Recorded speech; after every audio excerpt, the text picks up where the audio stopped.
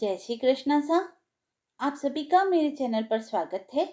आइए सुनते हैं पद्म पुराण में वर्णित एक और कथा, महर्षि अगस्त्य द्वारा राजा श्वेत के उद्धार की कथा। पुलस्त्य जी कहते हैं, तदंतर देवता लोग अपने बहुत से विमानों के साथ वहां से चल दिए। श्री रामचंद्र जी ने भी शीघ्र ही महर्षि अगस्त्य के तपोवन की ओर प्रस्थान किया। फिर श्री रघुनाथ जी पुष्पक विमान से उतरे और मुनि श्रेष्ठ अगस्त्य को प्रणाम करने के लिए उनके समीप गए। श्री राम बोले, मुनि श्रेष्ठ, मैं दशरथ का पुत्र राम आपको प्रणाम करने के लिए सेवा में उपस्थित हुआ हूँ। आप अपनी सौम्य दृष्टि से मेरी ओर निहारिए। इतना कहकर उन्होंने बारंबार मुनि के चरणों में प्रणाम किया और कहा, भगवान, मैं संबुक नामक शूद्र का वध करके आपका दर्शन करने की इच्छा से यहाँ आया हूँ। कहिए, आपके शिष्य कुशल से तो है ना? इस वन में तो कोई उपद्रव नहीं है।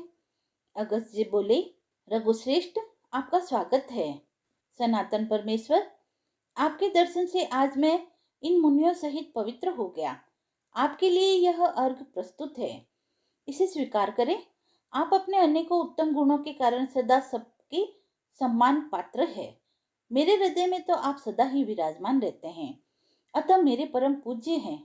आपने अपने धर्म से ब्राह्मणों के मरे हुए बालक को जिंदा किया। भगवान, आप रात को आप यहाँ मेरे पास रहिए। महामते, कल सवेरे आप पुष्पक विमान से अयोध्या को लौट जाइएगा। सौम्य, यह आभूषण विश्वकर्मा का बनाया हुआ है।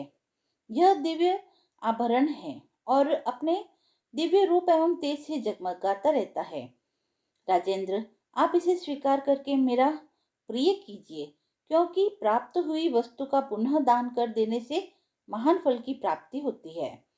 श्री राम ने कहा, ब्राह्मण, आपका दिया हुआ दान लेना मेरे लिए निंदा की बात होगी। क्षत्रिय जानबूझकर ब्राह्मण का दिया हुआ दान कैसे ले सकते हैं? यह बात आप मुझे बतलाइए।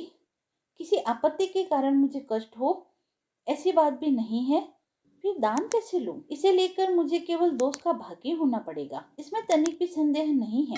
अगस्त्य जी बोले, श्री राम, प्राचीन सतयुग में जब अधिकांश मनुष्य ब्राह्मण ही थे तथा समस्त प्रजा राजा से हीन थी, एक दिन सारी प्रजा पुराण पुरुष ब्रह्मा जी के पास राजा प्राप्त करने की इच्छा से गई और कहने लगी, लोकेश्वर, जैसे देवताओं के राजा देवाधिदेव इंद्र है, इसी प्रकार हमारे कल्याण के लिए भी इस समय एक ऐसा राजा नियत कीजिए जिसे पूजा और भेंट देकर सब लोग पृथ्वी का उपभोग कर सके। तब देवताओं में श्रेष्ठ ब्रह्मा जी ने इंद्र सहित समस्त लोकपालों को बुलाकर कहा, तुम सब लोग अपने अपने तेज का अंश यहाँ एकत्र करो। तब संपूर्ण लोकपालों ने मिलकर 4 भाग दिए।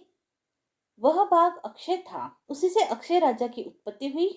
लोकपालों के उस अंश को ब्रह्मा जी ने मनुष्य के लिए एकत्र किया।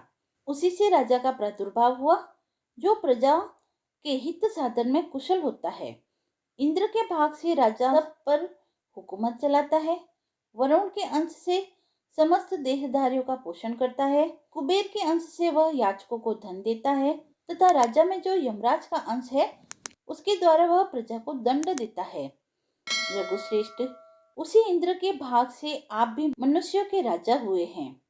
इसीलिए प्रभु, मेरा उद्धार करने के लिए यह आभूषण ग्रहण कीजिए। पुलस्त्य जी कहते हैं, राजन, तब श्री रघुनाथ जी ने महात्मा अगस्त्य के हाथ से वह दिव्य आभूषण ले लिया, जो बहुत ही विचित्र और सूर्य की तरह चमक रहा था। उसे लेकर वे निहारते रहे, फिर बारंबार विचार करने लगे, ऐसे रत्न तो मैंने विभीषण की लंका में भी नहीं देखे थे। इस प्रकार मन ही मन सोच विचार करने के बाद श्री रामचंद्र जी ने महर्षि अगस्त्य से उस दिव्य आभूषण की प्राप्ति का वृतांत पूछना आरंभ किया। श्री राम बोले, ब्राह्मण, यह रत्न तो बड़ा अद्भुत है। राजाओं के लिए भी यह अलभ्य है। आपको यह कहाँ और कैसे मिला तथा किसने इस आभूषण को बनाया है? अगस्त्य जी ने कहा, रघुनंदन, पहले त्रेता युग में एक बहुत विशाल वन था। इसका व्यास 100 योजन का था, किंतु उसमें न कोई पशु रहता था न पक्षी। उस वन के मध्य भाग में 4 कोस लंबी एक झील थी, जो हंस और कारंडव आदि पक्षियों से संकुल थी। वहां मैंने एक बड़े आश्चर्य की बात देखी। सरोवर के पास ही एक बहुत बड़ा आश्रम था, जो बहुत पुराना होने पर भी अत्यंत पवित्र दिखाई देता था, किंतु उसमें कोई तपस्वी नहीं था। न कोई और जीव ही था। मैंने उस आश्रम में रहकर ग्रीष्मकाल की एक रात्रि व्यतीत की। सवेरे उठकर जब तालाब की ओर चला तो रास्ते में मुझे एक बहुत बड़ा मुर्दा दिख पड़ा, जिसका शरीर अत्यंत हष्टपुष्ट था। मालूम होता था किसी तरुण पुरुष की लाश है। उसे देखकर मैं सोचने लगा, यह कौन है, इसकी मृत्यु कैसे हो गई तथा यह इस महान वन में कैसे आया था।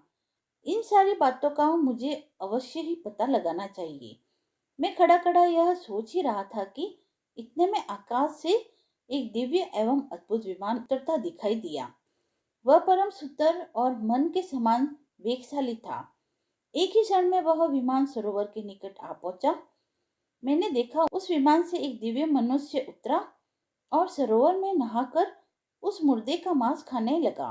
भर पेट उस मोटे ताजे मुर्दे का मांस खाकर वह फिर सरोवर में उतरा और उसकी शोभा निहार कर फिर शीघ्र ही स्वर्ग की ओर जाने लगा। उस शोभा संपन्न देवोपम पुरुष को ऊपर जाते देख मैंने कहा, स्वर्गलोक के निवासी महाभाग, तनिक ठहरो। मैं तुमसे एक बात पूछता हूँ। तुम्हारी यह कौन सी अवस्था है? तुम कौन हो? देखने में तो तुम देवताओं के समान जान पड़ते हो, किंतु तुम्हारा भोजन बहुत ही घृणित है। सौम्य, ऐसा भोजन क्यों करते हो और कहाँ रहते हो? रघुनंदन, मेरी बात सुनकर उस स्वर्गवासी पुरुष ने हाथ जोड़कर कहा, विप्रवर, मेरा जैसा वृतांत है उसे आप सुनिए। पूर्व काल की बात है। विदर्भ देश में मेरे महायशस्वी पिता राज्य करते थे। वे वसुदेव के नाम से त्रिलोकी में विख्यात और परम धार्मिक थे। उनके दो स्त्रियां थी। उन दोनों से एक एक करके दो पुत्र हुए। मैं उनका ज्येष्ठ पुत्र था। लोग मुझे श्वेत कहते थे। मेरे छोटे भाई का नाम सूरत था। पिता की मृत्यु के बाद पूर्ववासियों ने विदर्भ देश के राज्य पर मेरा अभिषेक कर दिया। तब मैं वहां पूर्ण सावधानी के साथ राज्य संचालन करने लगा। इस प्रकार राज्य और प्रजा का पालन करते मुझे कई हजार वर्ष बीत गए। एक दिन किसी निमित्त को लेकर मुझे प्रबल वैराग्य हो गया और मैं मरण पर्यंत तपस्या का निश्चय करके इस तपोवन में चला आया। राज्य पर मैंने अपने भाई महारथी सूरत का अभिषेक कर दिया था। फिर इस सरोवर पर आकर मैंने अत्यंत कठोर तपस्या आरंभ की। 80,000 वर्षों तक मेरी तपस्या चालू रही। उसके प्रभाव से मुझे भुवनों में सर्वश्रेष्ठ कल्याण में ब्रह्मलोक की प्राप्ति हुई, किंतु वहां पहुंचने पर मुझे भूख और प्यास अधिक सताने लगी। मेरी इंद्रियां तलमला उठी।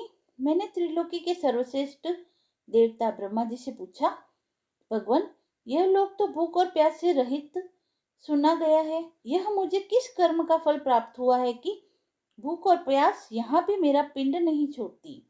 देव, शीघ्र बताइए, मेरा आहार क्या है? महामुने, इस पर ब्रह्मा जी ने बहुत देर तक सोचने के बाद कहा, तात, पृथ्वी पर कुछ दान दिए बिना यहाँ कोई वस्तु खाने को नहीं मिलती। तुमने उस जन्म में भिखमंगे को कभी भीख तक नहीं दी। उस समय भूल से या मोहवश तुम्हारे द्वारा किसी अतिथि को भोजन नहीं मिला, इसलिए यहाँ रहते हुए भी तुम्हें भूख प्यास का कष्ट भोगना पड़ता है।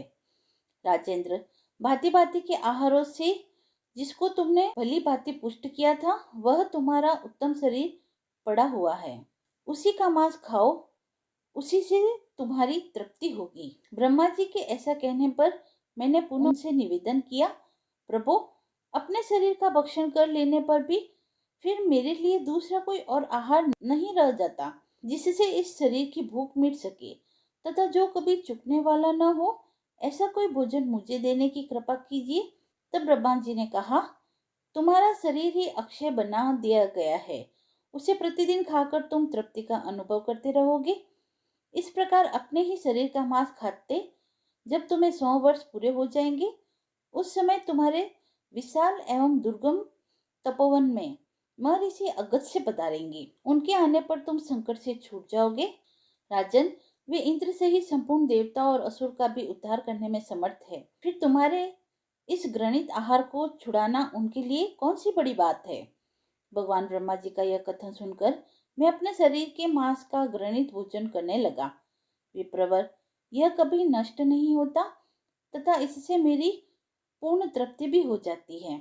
न जाने कब वे मुनि इस आश्रम में आकर मुझे दर्शन देंगे। यही सोचते हुए मुझे 100 वर्ष पूरे हो गए हैं। ब्राह्मण, अब अगस्त्य मुनि ही मेरे सहायक होंगे, यह बिल्कुल निश्चित है। राजा श्वेत का यह कथन सुनकर तथा उनके उस घृणित आहार पर दृष्टि डालकर मैंने कहा, अच्छा, तो तुम्हारे सौभाग्य से मैं आ गया। अब निसंदेह तुम्हारा उद्धार करूंगा। तब वे मुझे पहचान कर दंड की भांति मेरे सामने पृथ्वी पर पड़ गए। यह देख मैंने उन्हें उठा लिया और कहा, बताओ मैं तुम्हारा कौन सा उपकार करूं।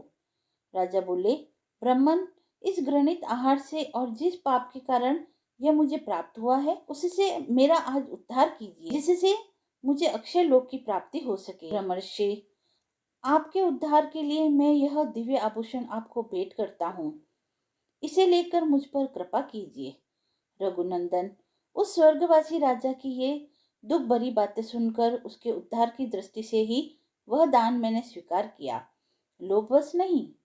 उस आभूषण को लेकर ज्यों ही मैंने अपने हाथ पर रखा, उसी समय उनका वह मुर्दा शरीर अदृश्य हो गया।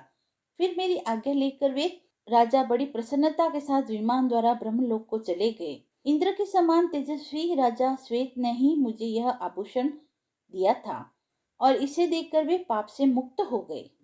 कथा समाप्त हुई। यदि आपको यह कथा पसंद आई हो तो आप मेरे चैनल को लाइक, शेयर एंड सब्सक्राइब करें। धन्यवाद।